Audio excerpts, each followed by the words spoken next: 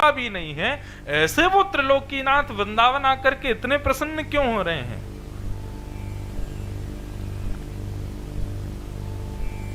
भागवत में भगवान के विराट रूप का वर्णन, गीता में भगवान के विराट रूप का वर्णन जब किया जाता है तब वहां पर तो बताया जाता है कि सारा विश्व भगवान के उदर में विद्यमान है, सब कुछ भगवान के दृष्टिगोचर होता है, सब कुछ भगवान का ही है। तो ये वृंदावन इतना सुख क्यों दे रहा है ठाकुर जी को? तब हमारे वृंदावन के रसिकाचार्यों ने बताया कि वृंदावन इतना सुख श्याम सुंदर को क्यों दे रहा है।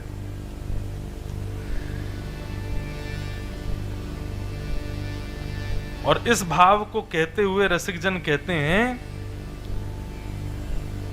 कि वृंदावन ब्रह्मा ने नहीं बनाया है, वृंदावन का निर्माण ब्रह्म के द्वारा नहीं हुआ है, ब्रह्मा के द्वारा नहीं हुआ है। श्रीधाम वृंदावन का निर्माण स्वयं श्री जी ने किया है, स्वयं हमारी किशोरी जी ने किया है। कैसे? गोलोक धाम में श्री जी विराजती हैं और श्री जी वहां पर अपने ही निर्मित वन में रहती हैं, उससे बाहर कहीं नहीं जाती।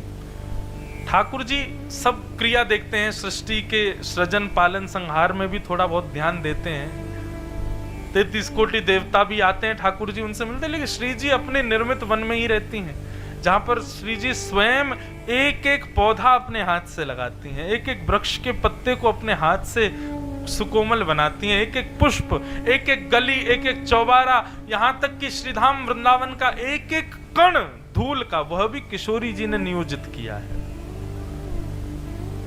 लेकिन जब ठाकुर जी वृंदावन पधार रहे थे, पृथ्वी पर पधार रहे थे कृष्ण अवतार के लिए, तो श्याम सुंदर नित्य विहार करते हैं, गोलोक धाम में नित्य उनकी लीला चलती रहती है। वैकुंठ में वो परब्रह्म परमात्मा हैं, लेकिन गोलोक धाम में ठाकुर जी अपने नित्य लीला में रहते हैं, व्यवस्थित रहते हैं। जैसे कि हम दफ्तर में सर होते हैं, हम दफ्तर में बॉस होते हैं, लेकिन अपने घर पर अपनी पत्नी के पति हैं, बच्चों के पिता हैं, भाइयों के भाई हैं, बहनों के भाई हैं, माता पिता के पुत्र हैं। ऐसे ही ठाकुर जी का दफ्तर है वैकुंठ और निज स्थान है गोलोक धाम। तो ठाकुर जी की नित्य लीला गोलोक धाम में चलती रहती है। लेकिन जब ठाकुर जी के पास प्रस्ताव आया कि भाई अवतार धारण करना पड़ेगा, तो भगवान बोले अब कृष्णावतार धारण करेंगे।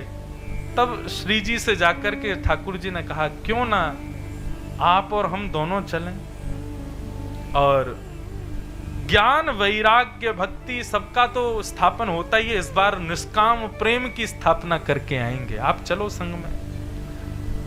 श्री जी बोली हम नहीं जाएंगे। क्यों? यत्र वृंदावनम नास्ति यत्र नो यमुना नदी यत्र गोवर्धनम नास्ति।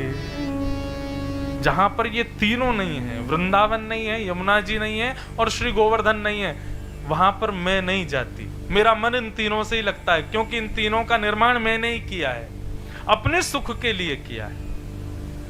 तब ठाकुर जी ने किशोरी जी के भाव को स्वीकार करते हुए किशोरी जी के निर्मित गोवर्धन, यमुना और श्री वृंदावन को पृथ्वी पर व्यवस्थित किया। और उसी वृंदावन में जब श्याम सुंदर प्रवेश करते हैं तो बड़े प्रसन्न होते हैं। क्यों? क्योंकि वृंदावन का निर्माण ब्रह्मा ने नहीं किया है, वृंदावन का निर्माण स्वयं श्री जी ने किया है। वृंदावन का एक एक वृक्ष, एक एक गली, एक एक चौबारा, एक एक पत्ता सब हमारी श्यामाजू के द्वारा निर्मित है। उस वृंदावन में ठाकुर जी जाकर के परम सुख को प्राप्त करते हैं। अब देखो ठाकुर जी तो पहुंच गए, अब बात आती है हम लोगों की, वृंदावन हमें कैसे प्राप्त हो। तो चार बातें शास्त्रों में मुख्य रूप से कही गई, नाम, रूप, लीला और धाम। सबसे पहला, वृंदावन यदि प्राप्त करना है तो नाम आश्रित हो जाइए, नाम का आश्रय लीजिए। नाम का आश्रय लेने से धाम की प्राप्ति होगी। जब तक आप नाम आश्रित नहीं होंगे, माफ कीजिए, आपके तन को भले ही धाम मिल जाए, लेकिन मन को धाम नाम ही दिलवाएगा। बहुत ध्यान से सुनिएगा इस बात को। सबसे पहले नाम का आश्रय लीजिए। हमारे वृंदावन में परम धन राधा नाम आधार, हमारे यहाँ परम धन क्या है? श्री राधा रानी का नाम। अब जब चर्चा ही वृंदावन की है तो वृंदावन श्री जी और श्याम यही चलते रहेंगे। तो वृंदावन यदि प्राप्त करना है, मतलब धाम यदि चाहिए, तो नाम का आश्रय लो। श्री राधा श्री राधा श्री राधा श्री राधा श्री राधा श्री राधा, बस नित्य इसी को गाते रहो। मुझे श्लोक स्मरण नहीं है, मैं आज रात्रि गुरु जी से पूछ के कल सुनाऊंगा, महाराज जी भी बैठे हैं। एक जगह का कहीं का श्लोक है कि जैसे ही व्यक्ति राधा बोलता है तो ऐसा कहते हैं कि रा बोलते ही ठाकुर जी का वैकुंठ में सिंहासन हिलने लग जाता है। कहीं धातु नहीं बोल रहा है? क्यों? क्योंकि राधा बोलेगा तो राधा सुनने के लिए ठाकुर जी सन्मुख प्रकट हो ही जाते हैं। दिखते नहीं है लेकिन आते जरूर हैं। अभी मैंने 4 बार राधा बोला तो 4 बार वैकुंठ से अप डाउन हो गए होंगे ठाकुर जी। तो जब हम राधा शब्द, वो पूरा श्लोक है, मैं कल सुनाऊंगा उसको, रा शब्द का उच्चारण करते ठाकुर जी 100 काम छोड़, करोड़ काम छोड़ के भागते हैं। क्यों? क्योंकि धा सुनते ही ठाकुर जी मंत्र मुग्ध हो जाते हैं, इतना प्रिय है। तो श्री राधा श्री राधा श्री राधा, इस नाम का आश्रय ले लो। नाम क्या करता है बंधुओं? नाम औषधि है। क्या है? औषधि। औषधि यानी कि दवाई, मेडिसिन। इसका जितना सेवन करोगे। अच्छा एक और बात, अब देखो यहां पे भी बात कहने की, नाम बोला नहीं जाता, नाम पिया जाता है। उसकी क्रिया बोलने की है लेकिन नाम का सेवन किया जाए। श्री राधा बोल मुख रहा है लेकिन अंदर ऐसी अनुभूति होती है कि श्री राधा भीतर प्रवेश कर रहा है। श्री राधा श्री राधा श्री राधा श्री राधा राधा। इस औषधि का पान करने से क्या होता है? व्यक्ति के हृदय में, बुद्धि में, मन में जितने विकार हैं, जितने दोष हैं, उन सबको राधा नाम औषधि के मात्र जाकर के चिकित्सा करता है। व्यक्ति यदि रोगी है और विशेष रूप से अगर कोविड उसको हो रखा है तो वो प्रतिबंधित है, उसको सब जगह ले जाने का अधिकार नहीं, यहाँ तक कि कमरे से भी निकलने का अधिकार नहीं है। घर के लोग भी उसको कमरा में बंद करते हैं, बाहर मत आना। क्यों? तुमको रोग हो रखा है। ठीक उसी प्रकार जब हम रोग से ग्रसित हैं, सांसारिक रोग, सांसारिक व्यसन, सांसारिक भोग विलास, ये सब रोग हमको लगे हैं, तब वृंदावन जाने का अधिकार हमको नहीं होता। शरीर से भले ही हम चले जाते हैं लेकिन हमारी अटेंडेंस नहीं होती वहां पर। इसलिए वृंदावन जाने से पूर्व श्री राधा श्री राधा श्री राधा नाम का आश्रय लो। नाम का आश्रय जब हम लेंगे तो नाम आश्रय से विषाद, हमारे हृदय के रोग, हमारे हृदय की दूषितताएं दूर होंगी। उसके बाद तन भले ही ना जाए लेकिन मन वृंदावन पहुंच जाएगा। मन का उपस्थित होना वृंदावन में बहुत अनिवार्य है। तो सबसे पहले नाम का आश्रय लो। हमारे यहां सबने यही कहा कि नाम आश्रित हो जाओ। अंत में निकला यह परिणाम, राम से बड़ा राम का नाम। ये तो हम कथा में सुनाते ही हैं। श्री ठाकुर जी से भी बड़ा श्री राधा जी का नाम है, ठाकुर जी का नाम है। वृंदावन उपासकों को श्री राधा नाम आश्रित होना चाहिए। नाम दिलाता है धाम। भक्तमाल जी में एक कथा आती है।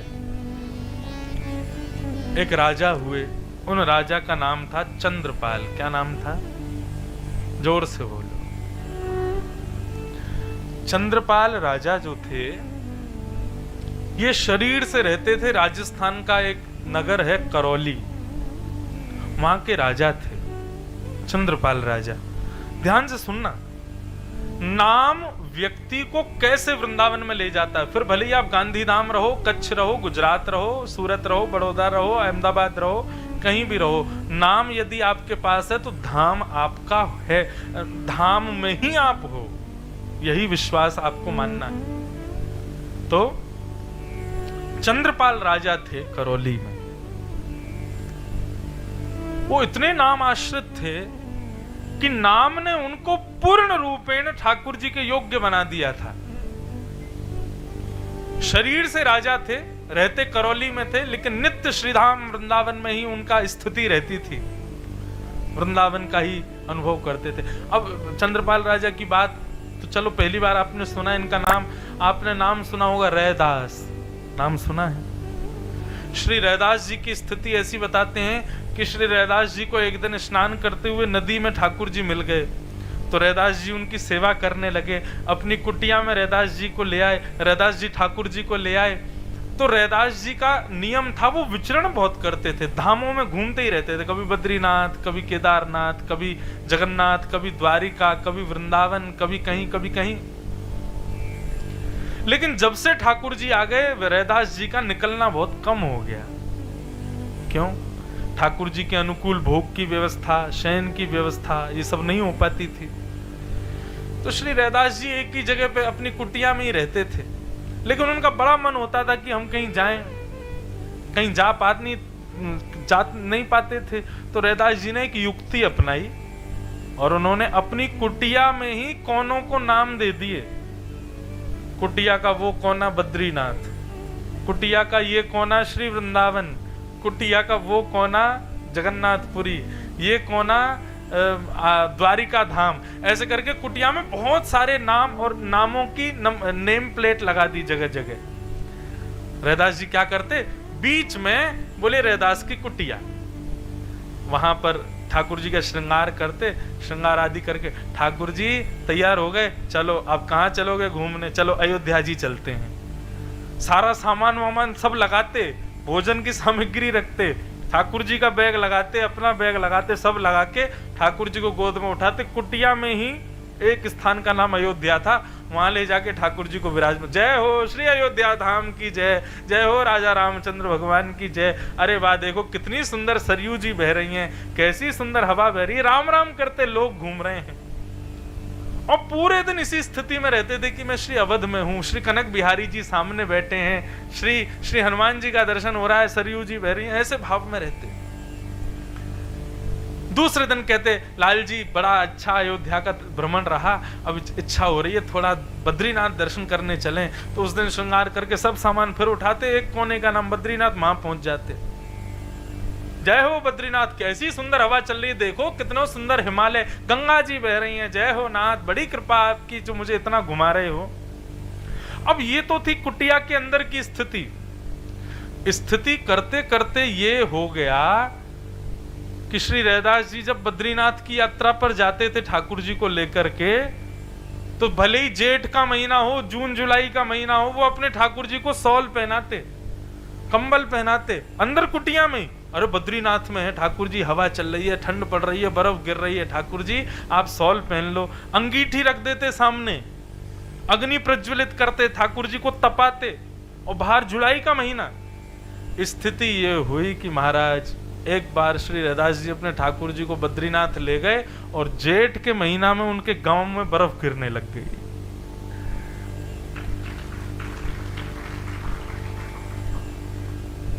धीरे धीरे गांव वालों को भी पता चल गया, यदि सर्दी के महीने में लू चलने लग जाती तो समझ जाते जरूर आज रैदास अपने ठाकुर जी को दक्षिण ले गया होगा, इसलिए गर्म हवा चल रही है।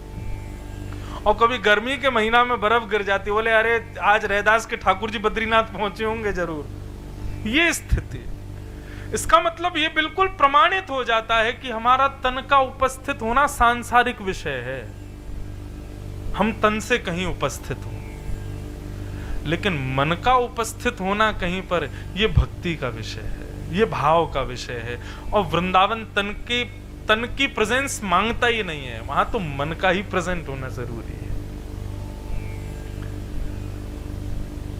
तो चंद्रपाल राजा भले करौली में रहते थे, लेकिन मन ऐसा था उनका कि वो सदैव वृंदावन का स्मरण करते थे। अष्ट सखा हमारे, मैं अष्ट सखाओं का ज्यादा गायन करता हूं कथाओं में भी, तो हमारे अष्ट सखा कहते हैं कि भैया तुम ठाकुर जी को अपना लो, कोई बड़ी बात नहीं है, ठाकुर जी तुमको अपना में ये बड़ी बात है। ठाकुर जी को तो सब अपनाते हैं, चोर भी कह के जाता है, हे द्वारिकाधीश कृपा करना कि मालिक सो रहा हो गहरी नींद में ताकि मैं चोरी कर लूं। चोर भी द्वारिकाधीश से प्रार्थना कर रहा है, तो इसका मतलब ये है कि चोर भी ठाकुर जी को स्वीकार कर रहा है। लेकिन बड़ी बात ये नहीं है कि हम ठाकुर जी को स्वीकार करें, बड़ी बात यह कि उन्होंने हमें स्वीकार किया कि नहीं। तो अष्ट सखा गाते हैं एक बात कि भगवान हमको स्वीकार करते हैं, इस बात का प्रमाण क्या है। और तब अष्ट सखाओं में एक सखा कहते हैं, जब अपनों करी जाने गिरधर, जब अपनों करी जाने गिरधर, जब अपनों करी जाने गिरधर, जब अपनों करी जाने गिरधर। ठाकुर जी हमको अपना कब बनाते हैं? मुझे ये पद बड़ा प्रिय, मैं लगभग कथाओं में गाता हूं और लोगों से कहता हूं, भैया इस भाव को सुनकर के स्वीकार करो कि ठाकुर जी कब अपनाते हैं। जब अपनों करी जाने गिरधर, जब अपनों करी जाने गिरधर। कब? ठाकुर जी जिसको स्वीकार करेंगे उसकी स्थिति का यहाँ पर वर्णन किया जा रहा है। ताको मन भक्तन की सेवा, ताको मन भक्तन की सेवा, ताको मन भक्तन की सेवा, ताको मन भक्तन की सेवा। हरि जन संगे हरि उर आने, हरि जन संगे हरि उर आवे। बंधुओं, जैसे कोई फिल्म स्टार हमको दिख जाता है तो हम लोग बावले हो जाते हैं, होता है ना। कई बार हम देखते हैं एयरपोर्ट्स पर, रेलवे स्टेशन पर कोई फिल्म स्टार जा रहा हो, कोई क्रिकेट स्टार जा रहा हो, कोई बहुत बड़ा नामी एंटरटेनर जा रहा हो, तो लोग उसके पीछे भागते हैं। कोई सेल्फी ले रहा है, कोई ऑटोग्राफ ले रहा है, कोई पीछे पीछे। ये पूर्ण संसारी का लक्षण दिखता है। लेकिन जैसे ही कोई संत दिखे, जैसे कोई वैष्णव दिखे, कोई तिलकधारी दिखे, कोई गले में माला पहना, कोई वैष्णव रूप का दिखे, आप बावले से हो जाओ उसको प्रणाम करने। आप भले ही उसको नहीं जानते, लेकिन उसके रूप को देख करके, उसके भेष को देख करके, उसके भाव को, उसके माथे का तिलक देख के, उसकी धोती देख के आपके मन में हो जरूर द्वारिका से, वृंदावन से, अयोध्या से इनका कोई संबंध है, आप तुरंत जाके उसको प्रणाम करो, भले ही वो आपका अपरिचित है। ये एक वैष्णव का लक्षण है।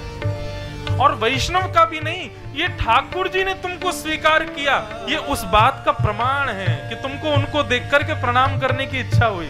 अभी आप थे हमारे साथ अहमदाबाद में, अभी अहमदाबाद हम लोग उतरे उस दिन परसों रात्रि को, तो सत्य में एक अपरिचित खड़े थे सामने, धोती पहनी हुई थी उन्होंने, तिलक लगा रखा था। मैं कोई अपनी प्रशंसा नहीं कर रहा, लेकिन एक बात बता रहा हूं, उन्होंने 3 बार मेरे से नजर हटाई, ऐसे ऊपर से नीचे देख के ऐसे हो गए, फिर ऐसे देखें, फिर ऐसे हो जाएं। लेकिन मैं जबरदस्ती उनके पास गया और मैंने कहा जय श्री कृष्ण। बोले जी जय श्री कृष्ण, जय श्री कृष्ण। अब हम आगे चले गए, ये सब बोले आप जानते थे इनको? मैंने कहा नहीं। तो बोले फिर आपने प्रणाम क्यों किया? मैंने कहा तिलक लगा रखा था, धोती पहनी हुई थी, इसलिए प्रणाम किया। अब मैंने कहा पीछे मुड़ के देखो, वो मुझी को देख रहा होगा, वो मुझे ही देख रहे थे। मैंने कहा वो रास्ते भर सोचेगा कि अपरिचित था, फिर भी ये मेरे को जय श्री कृष्ण बोल के गया। आगे से उनको कोई ऐसा मिलेगा तो वो भी जय श्री कृष्ण बोलेंगे अपनी तरफ से। यही तो प्रमाण है कि ठाकुर जी ने तुमको स्वीकार किया। और मैं तो डंके की चोट पर बोलूं, मुझे नाथ ने स्वीकार किया है। मैं उनको स्वीकार करूं ये नहीं, वो भी मुझे कर चुके हैं, मैं योग्य नहीं हूं उसके। मुझे ब्रज में जन्म दिया, पहला स्वीकार का प्रमाण। ऐसे पिता प्रदान किए, ये दूसरा स्वीकार का प्रमाण। व्यासपीठ प्रदान की, तीसरा स्वीकार का प्रमाण। अपनी निज सेवा दे दी, ये चौथा स्वीकार का प्रमाण। मैं और कितने प्रमाण रखूं? मैं लेकिन चाहता हूं कि ऐसा स्वीकार ठाकुर जी सबको कर लें। फिर जिस सुख में हैं हम, ब्रह्म सौख्यम त्वनंतम, उस सुख की प्राप्ति हो। मुझे अभिमान इस बात का नहीं कि मैं भक्त हूं, वैष्णव हूं। मैं कुछ भी नहीं हूं। मैं बिल्कुल भक्ति नहीं जानता, बिल्कुल वैष्णवता नहीं जानता। ये कुछ जो भी बोल रहा हूं, ये भी हमारे पूज्य पिताजी नाना जी की तपस्या का प्रतिफल है। लेकिन इस बात को अहंकार से कहूंगा कि ठाकुर जी मेरे हैं और मैं ठाकुर जी का हूं। बाकी कुछ मेरी योग्यता नहीं है। आप मुझे प्रणाम करो, मुझे देख के वंदन करो, मुझे माला पहनाओ, ये सब योग्यता मेरे पिताजी की वजह से है। मुझे उनकी तपस्या है। मेरे अंदर केवल और केवल मेरे ठाकुर जी मेरे हैं और मैं उनका हूं। कई बार तो मैं श्रृंगार भी अब आजकल बालक सीख गए तो मैं कम ही करता हूं, लेकिन फिर भी मेरे को यह है कि ये है तो मेरा ही। चाहे कोई भी श्रृंगार करे, कोई भी भोग लगाए, रहेंगे तो मेरे ही, मेरे साथ ही।